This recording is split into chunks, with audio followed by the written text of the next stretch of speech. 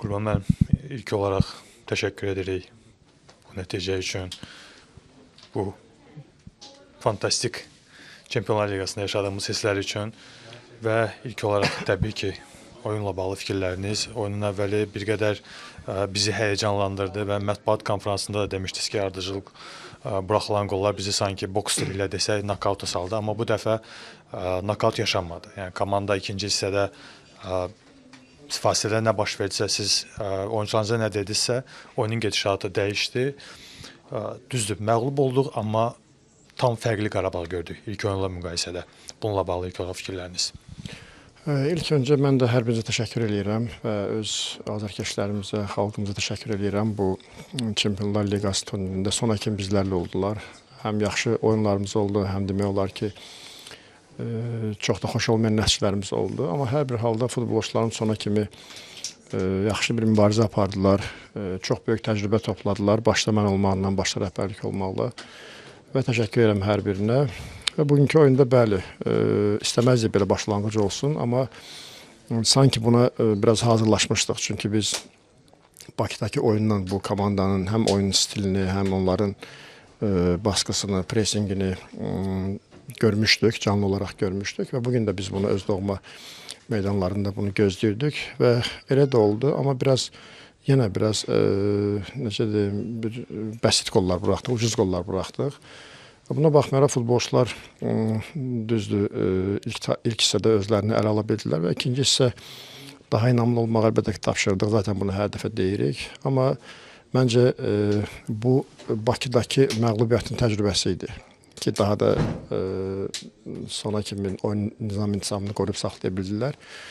Amma qarşımızda yəni çox bizə uyğun olmayan bir rəqib var idi və bu dəqiqə hal-hazırda onların bəlkə də öz optimal formalarını əldə etdiyi vaxtı biz bu komandaya rəqib olduq.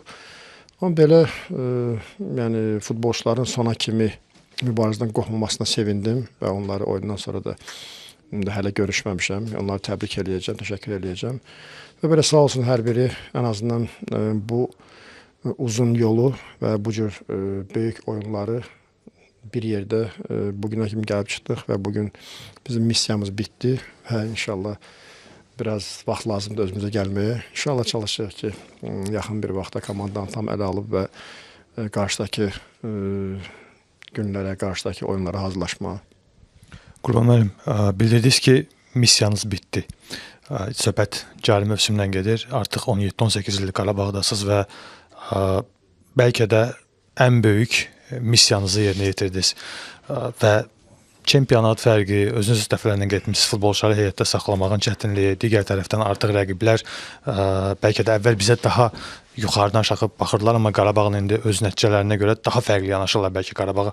Növbəti mövsümləri üçün bundan da böyük bir missiyanız nə ola bilər? Yoxsa bu nəticəni yaxın zamanda təkrarlamaq nə dərəcədə real olacaq? İstəyirik əlbəttə ki, daha yaxşı olaq. Biz bunun üçün mübarizə aparmalıyıq, bunun üçün daha çox güc sərf eləməliyik, daha çox vaxt ayırmalıyıq. Amma mən yenə fikirlərimi bildirirəm ki, yəni Avropa futbolu və Allah xüsusilə İngiltərə futbolu həddindən artıq çox sürətlə inkişaf edir. Bizim üçün qarşıdakı illərdə heç də asan olmayacaq və biz əksinə çox oturub düşünməliyik və öz infrastrukturumuzu daha da yaxşılaşdırmalıyıq ki, bu tür komandalara qarşı məhkəm ola bilək və sona kimi dayana bilək ayaq üstə. Çox sağ olun, təşəkkür edirəm.